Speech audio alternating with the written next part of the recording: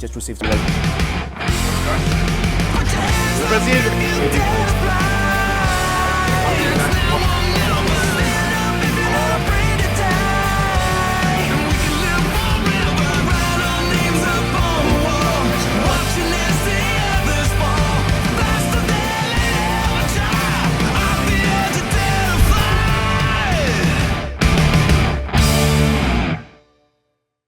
You know, this is like, really if you're looking at it on paper, this is Fight of the Night written all over it. Yeah. Unless there is, you always have this special character that comes in and being the legend of having the most biggest moments in Brave Combat Federation. You know, so you think about the biggest moments in Brave Combat Federation. This guy, every time he's fought, that has been a viral content or that has become the talk of the town.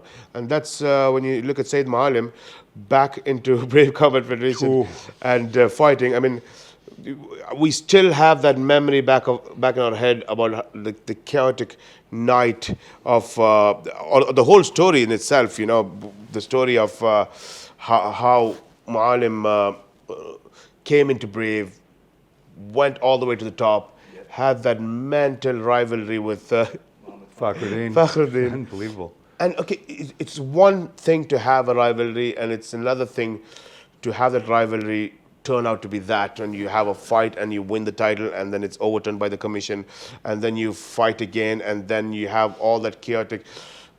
Referee had to pull out two guys. That was it turned Aaron Wallace into a superstar. 100%. I mean, 190 million views. Oh, crazy! I mean, yeah, definitely. I mean, he was actually sprinting. Yes, he had Fakhruddin and Yusuf Webe under each arm and walked them like... He didn't have to do 1, 2, no. He was running, it was like jogging quick. It was like a dad with his kids that were late for school. Yeah. Just charged them and pinned them against the cage. And when they saw it was Big Aaron, they were like, fair enough. Yeah, we got you got it. But yeah, what are the chances, all right? And it didn't stop there. I mean, you saw what, after the fight was the whole... Team Fakhruddin, Team Maalim went on this clash where, you know, they were having videos spread around. They were saying there was 10 punches on the back of the head. It was going crazy, you know. I mean, like, but it didn't get overturned. I don't know. Like, I stopped looking into it seriously. I just left. You know, the commissions have their don't know their job. But everywhere I turn, my DMs, everywhere you look at it, and everywhere there's one of the fans of Maalim coming up, you know. And that was the same story with Fakhruddin too, right? When the first time.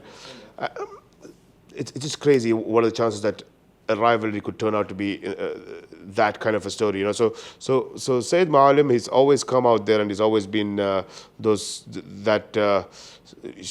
know, the show stealer kind of a thing.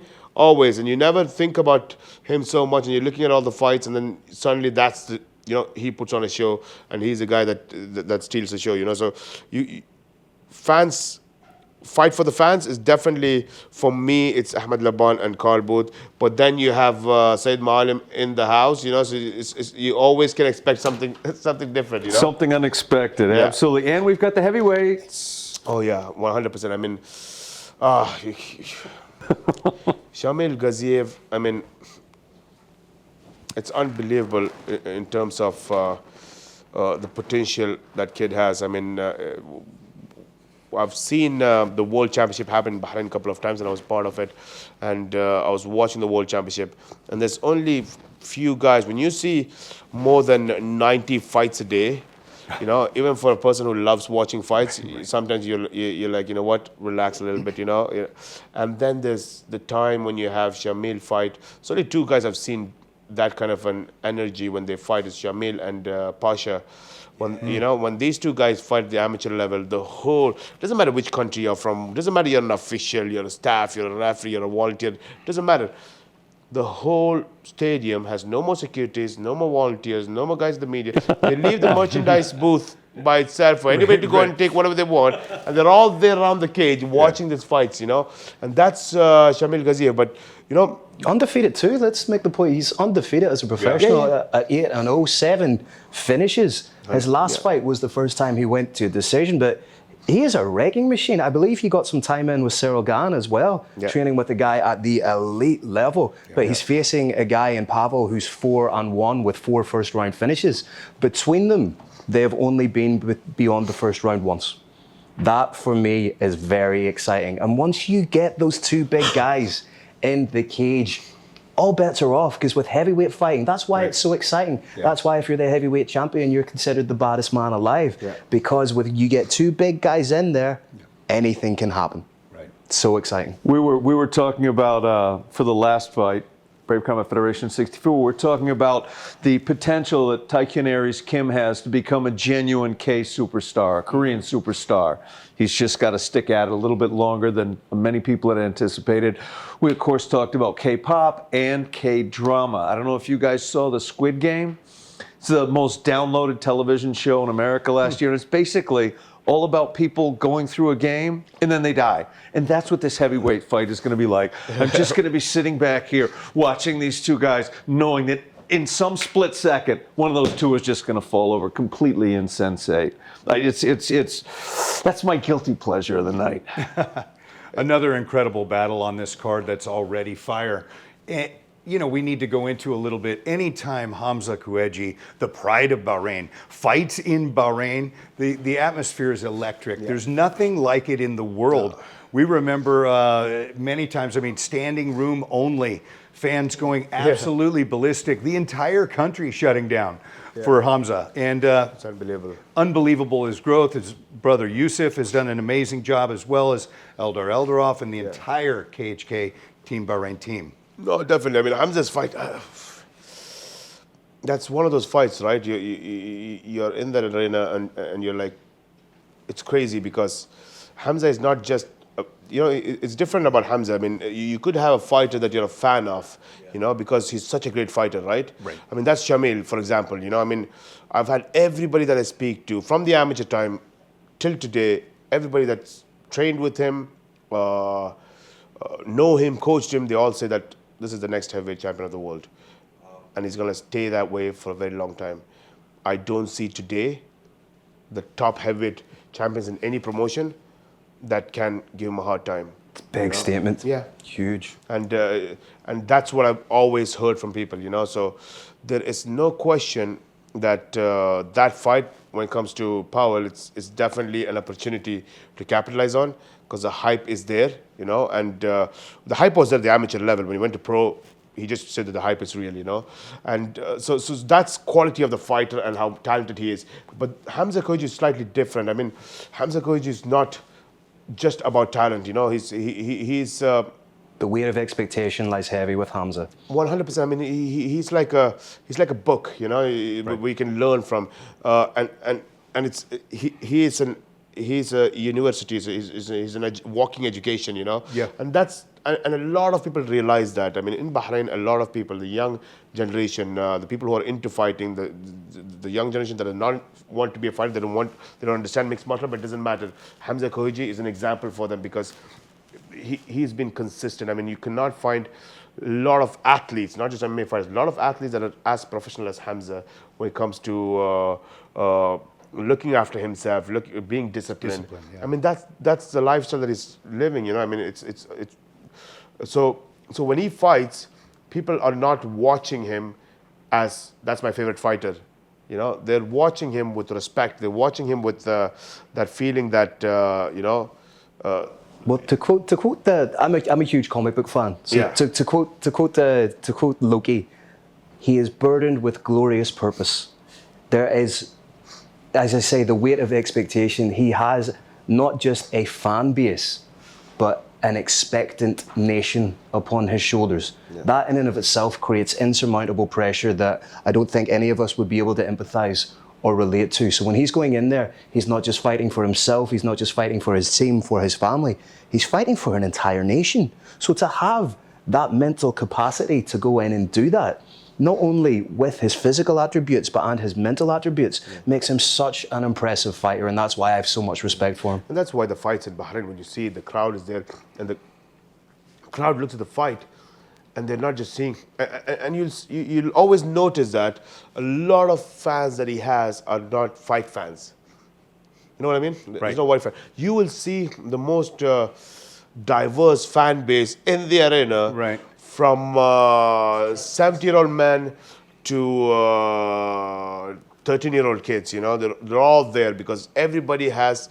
Hamza has played a role in everybody's life, you know. So, but at the same time, when it comes to the MMA development of Bahrain, although we have become one of the created the largest impact in the MMA world in development of MMA, the grassroots development program, he is a symbol of that development program, right? In a way, if not exactly through that program, but he's been the symbol of being the face of that and giving hope to the next generation and educating the next generation of that development program. But at the same time, that same development program that has been built in Colombia, the symbol of that development program from the amateur level to the road to brave and to reach that ecosystem where you can start from the having a dream all the way to having a system that is rightly built, you could be at the top of the food chain. And that's exactly what's happening. So it is really, although they feel the way they feel, they are very similar to each other if you think about Hamza Kuaji and Edward Mora. And Hawk, we have to mention that Hamza Kuaji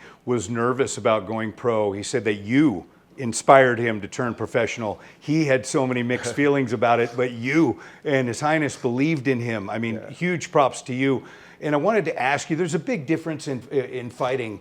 He doesn't need to fight. He wants to fight. Right. That's a big difference, and it shows every time. And as far as the pressure, it's insurmountable pressure. Carrying an entire great country on your back every time you go in the cage, he handles it better than anyone I think I've ever seen. Yeah, and that's something you always want to, like that's something we never spoke to him about, but I think we should be, you know, that's something that we need to learn from, because I've been always a guy that I would never want my family to be there when I'm fighting. Right. You know, it just adds pressure for me. I know I wouldn't do so well. You know, I always think about the negative side of things. You know, what if I lose and they're not going to watch me? Right, right. You know, and those kind of things. But Hamza always says that, we say that, okay, during the fight week, don't disturb the fighters, don't pressure them so much for the media work and everything else. But Hamza is a guy, he calls you and he's like, hey, you know what, where can I get the ticket from? Can you help this guy to get this? So for him, he wants his family, he wants his people, he wants everybody to be there. He wants that energy, and he always says that there's no way I ever feel pressure when I fight my country, That thing doesn't exist. And I don't know how, when you have everyone in the country there, from family to friends to people that look up to you to His Highness. I mean, just fighting for His Highness is incredible. To relate to that, I was in a pretty big IBJJF tournament, 2 hours away from home. My beautiful wife Tekka drove me there, had like a Team Low shirt on and everything. I wouldn't let her in the arena. Would not let her. I'd go, babe, I'll do better without you here. Of course I wouldn't, right? But that was the pressure that I was just feeling in a tournament. I mean, come on. Imagine on a global stage and such a quality guy, incredible family. You talk about, again, a representation of mixed martial arts for everybody to emulate. It is Hamza Kuaji, the pride of Bahrain. No, definitely. I mean, it's a great fight card. I'm really excited for the fight. I think you guys are gonna have a good time calling those fights, So It's gonna be fun. It's gonna be amazing. Just to end this, wrap it up a little bit. I mean, what's your prediction? Let's go with the main event. I want to touch on one thing one more time. Fight promoters have the reputation of exaggerating things. And I think a lot of people heard what you said about Shamil, that he can hang with anybody in the sport, and they're like, that's an exaggeration. Can he hang with a Francis Ngannou? Look at Francis Ngannou's record, Brave Nation. This guy knows more about the grassroots than anyone ever will in history, than anyone has before. Look at his record. Who did the Hawk bring in? A very, very young Francis Ngannou. Right. And he's telling you right now, it's about to happen again on Friday night. Don't miss it.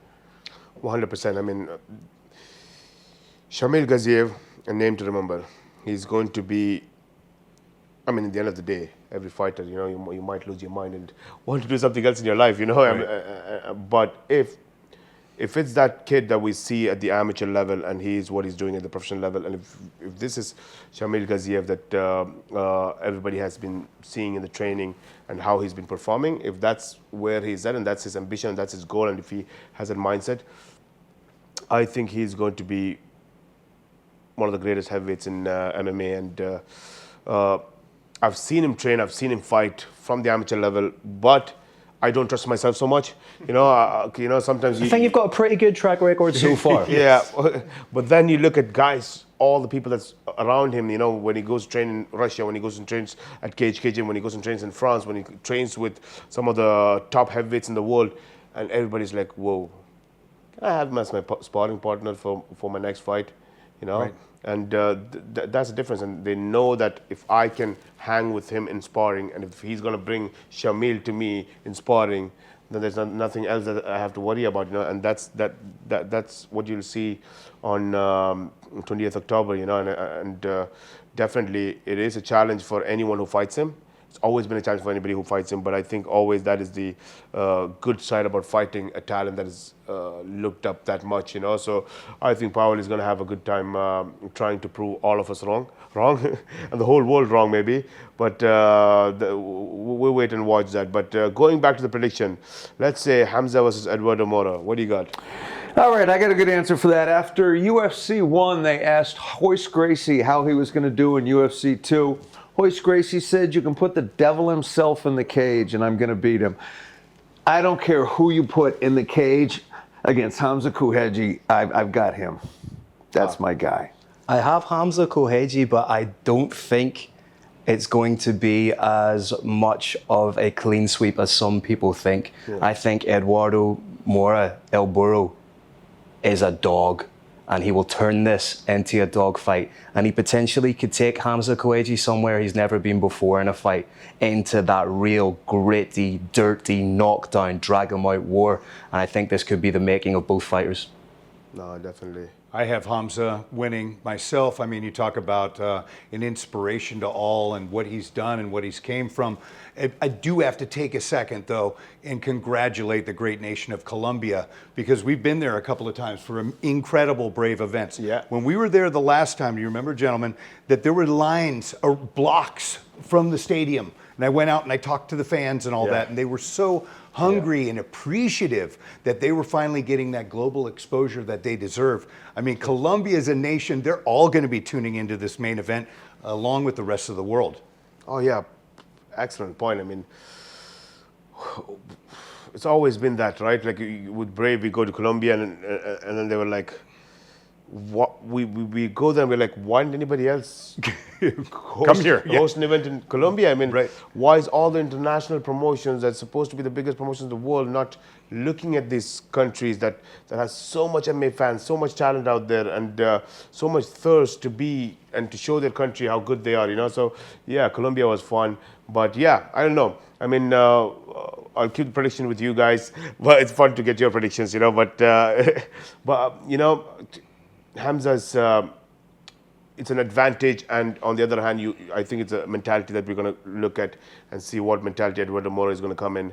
Hamza, as we all know, that he is a guy who's tough in the mind and does not have this pressure of fighting in the home country, and he takes those energy and uses that energy for as a positive. But on the other hand, you can't doubt Eduardo Mora's mentality for a guy who's always been fighting for what he wants in his life, and that hunger that I beat Hamza Kuaji and I take everything that he's built, In his own country. Oh, 100%. I mean, they can't get better than that, right? Right. And you have all that going on one side, and so that's going to be an interesting fight. But you also look at Hamza Kuaji and you see that he also had a 5 rounds title fight, so that's an experience you can't buy. Right. I always say that you look at Brad Katona's and his last 2 title fights, and that's 50 minutes in the Brave Arena with just 2 fights, and that's not normal.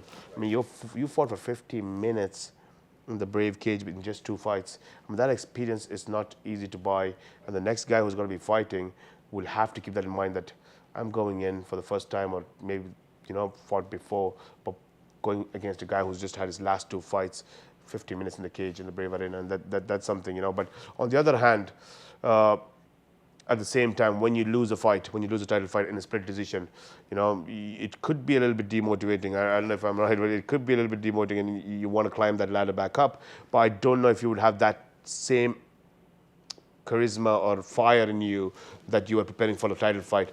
I just feel like it could be something. I'm not saying anything, but I just feel like it could be something that you could fall into that trap of overlooking, you know, your opponent. So I think if it was any normal person, they could fall in that trap. But Hamza Kuaji, I mean, he's like Cool Hand Luke. Yeah. I mean, he has everything, mayhem all around him, really, right? And he's so level-headed, so focused, and so in the now. Yeah. It's really amazing to watch. Whoever wins that's going to make the bantamweight division so much more interesting. But a new addition to bantamweight division, and at the same time you have the flyweight tournament contender going into bantamweight, makes that division even more interesting. And that goes down to the co-main event. Shorty Torres and Izzeddin. I love Shorty Torres, but I am not sure he wins this fight. That's all I'm going to say. If he's allowed to skirt around the issue, so am I. Therefore, I'm going to say we will see the best version of Jose Torres. I don't necessarily know that he's going to win definitively, but I think at bantamweight, we're going to see the best version of Jose Shorty Torres. Interesting. I think Shorty Torres wins this fight. I think he's more focused than ever. He's been through a lot with his dad dying, and I think his grandmother passed away as well. Right. He's had injuries. He's had surgeries. I mean, he's been through it all he's still a very young man right now, but man, does he have the experience and the knowledge and the composure to pull off this victory. Yeah, a lot of people don't know that Shorty Torres and his life and his upbringing, you know. I mean, the things that he went through as he was growing up. I mean, family and gangs and things of that nature. And Chicago is very, very tough as well. And he started martial arts at age 5, I believe. Yeah. His mom was having him run a mile every day from like 5 years old on. So he has that winner's mentality, and I think this is time when he wants back the limelight, you know, with the injuries and the unexpected deaths and things like that. That was very tough on him, and he was removed from the spotlight, and now he's back, and I think he's going to embrace it. No, definitely. Yeah, interesting fight. I mean, I have no idea, you know, I have no idea. Right. I mean, Brave Nation wins again, right? Really. 100%, you know, all the fight fans in the world, they're going to have a good fight. I mean, I don't know, man. I mean, you're talking about, when I think about the striking, and I always give an edge to Izzeddin at the striking level, but I just feel like Shorty has to get that takedown, and he's so much better at the grappling space. But at the same time, you know, Shorty likes to fight, Shorty likes to punch, he likes to get in, you know. And Izzeddin he's not just a boxer, he's a complete striker, you know. Right. He knows how to keep the distance, he knows how to use his reach, he knows how to throw his straight punches and keep the distance and use his reach. At the same time, he loves to throw those kicks, you know, so throw those knees, you know, and elbows, knees, all of it. So he is a complete striker, so that is pretty interesting to see that fight. And I think it comes down to what Shorty Torres does, you know, and if he goes for a takedown, I think he got the fight, and I think if it's going to stay standing, I think Izzeddin got the fight. So with that, guys, pleasure talking to you again. We'll see you after one more year. And but we need to do this at least every event or every other event. It's been way too long. Definitely. We have to do that. We travel too much for our brave events that it is unpredictable. We're a little bit like Ahmed Laban, I guess, you know. So, so there we go, guys. You know, looking forward to it. We'll see you on October 28th, this Friday, Brave CF 65.